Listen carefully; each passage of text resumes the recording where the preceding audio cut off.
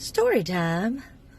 About 3 years ago, this house caught on fire.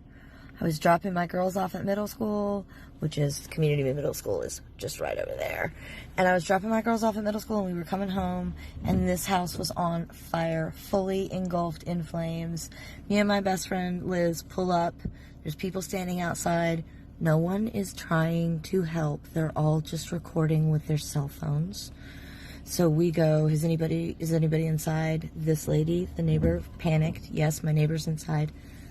I was climbing in that window. I'd gone through the garage, but I couldn't because there was newspapers everywhere, and there was a car in there, and the newspapers were all on fire, and I couldn't breathe because they were floating everywhere. But I was climbing in that window right there when a firefighter came and grabbed me and threw me down on the ground and yelled at me and stopped me from saving her. Her name was Debbie, and I could have saved her, but she ended up dying. I don't know, because I don't know how it works, but I don't think these stop signs are legit. I'm pulling out of the Chick-fil-A at Waverly, and I think that Chick-fil-A has made these stop signs so people will stop. But it's lowercase letters, bitches. And, like, I'm not stupid. Every stop sign I've ever seen has been an uppercase letters. So I think Chick-fil-A is, like, trying to convince us with a red stop sign to stop, but I don't think that they legally can, you know what I mean? Because look, I'm pulling up on another stop sign right here, and look, it's capital letters. Bitches, I think Chick-fil-A be out there fucking with us. Look, capital letters. I saw that stop sign and I was like, why is that stop sign in lowercase letters? Like, are there gonna be like emojis on the signs coming up next? See, bitches, capital letters. You can't catch me, Chick-fil-A. I'm too smart for you. I'm gonna do a quick part 2 on Miss Debbie. And actually, I shot one and I posted it and it disappeared yesterday. And I don't know why. I don't know why TikTok is like censoring my videos from y'all. I don't like that. But you are probably right. The firefighter was absolutely in the right. Now, here's the side note to that. Now, did he know that I had already ripped the bottom part of my shirt off and had gotten it wet in the back, like in the back bird bath, and was ready to duck down and breathe through that? Did he know that I had gone to basic law enforcement training and had done basic life-saving skills, and I probably could have gotten in and gotten her out and not gotten killed? Did he know that? No. All he saw was some woman who he did not know had any skills trying to climb into a burning building that was, in his defense, fully engulfed in flames. And it took them a few minutes to decide the best route to get to her to where no one was in danger because it was structurally not safe. Did he do the right thing? Yes. Was it sad? Yes. Now, y'all, I'm a spicy burrito, okay?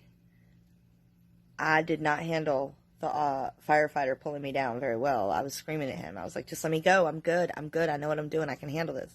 And he was like, you're going to get yourself killed. And I was like, I'm actually really good. She's right there. I can see her. I've assessed. All the windows have busted out. There's no backdraft situation going on. I'm good. I'm good. And he was just like, go. And so I was like, fine. I'll let you do your job. I'm not trying to hinder you from doing your job. That's the last thing I want to do. So I walked away, and by the time I walked away, the media was there. And the media, some of them, chose to stand where I parked, which I felt was a respectable distance. But then some of them chose to stand directly in front of the neighbor's house, which I thought was disrespectful. And I voiced that to them as well, that I felt like that was disrespectful. So I voiced to these media people that I thought that it was very rude and disrespectful that they were being so close and that she probably would not want her last moments on life to be videotaped and that they should be more respectful. And now these are the same media that came out to my house when my daughter was missing, the exact same media that came out to my house when my daughter was missing. And a lot of them were like, at first they were like, we know you, where do we know you from? And I was like, oh, I just have one of those familiar faces, because I really do get that a lot. People message me all the time, and they're like, are you from Indiana? I'm like, no. Are you from Michigan? No. Are you sure? Because you are exactly like this person that, no, I swear to God, I'm not. But I have a very familiar face, and I talk like someone from New York. So yes, I'm familiar to you. But they were like, no, we know you. We remember you. They're like, you're the lady. Oh, yeah, that's right. Oh, snap. So now, like, this is a habit of mine because a lot of the cops that came also knew me because I always stop if there's an accident. and there was this accident, and there was this older lady, and this guy had driven in front of her and slammed his brakes on, and it was a big deal because he was trying to fight this older lady, and I had to, like, fight him, and then, like, the 911 call was, like, no joke, and so, like, a lot of them knew me because, like, a lot of them responded, and so all of the media people already know me, and all of the cops already know me. Before they even get here, they're like, oh, we know you. You're that crazy lady that drives total strangers to the hospital to save them the money from the ambulance. To which I go, yeah, bitch, you know they charge you like $1,000 to drive to the ambulance, and I will charge you nothing, and I will sit with you until your family comes, because that's who I am. Legit, that's who I am. I'm actually friends with that lady on Facebook now. So it was weird when they showed up, because they're like, we already know you. Then here's a crazy fucking story time for you.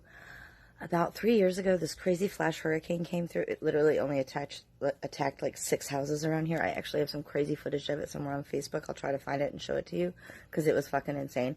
We had like golf ball size hail, and it fucked up our roof, so we had to get a new roof. And what happens is they deliver the roof supplies like a week before the roofers come. So some people came and stole some of our roof supplies. So our neighbor called the cops, and the cops showed up, and the cops are like ringing on our door at like 3 a.m.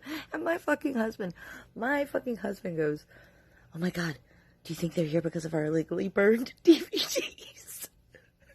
And I was like, no, it's probably an accident.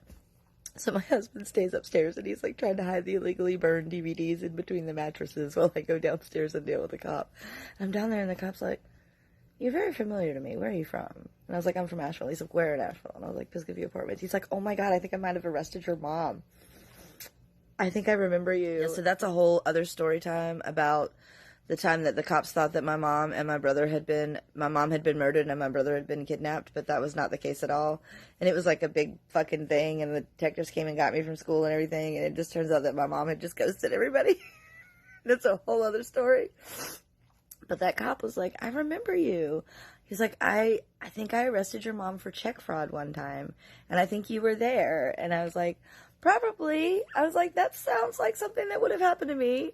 And then he stepped back and he looked at my house and he's like, well, it looks like you done pretty good for yourself, little lady. And I was like, yeah, I did. I was like, I married well. Yes, I did. Thank you so much for all your help, officer. So, like, I already had, like, a pretty good rapport with them before they came out, which definitely 100% helped me when I needed them to help me get the word out about my missing daughter. It helped me that they all that I had a reputation for being nice.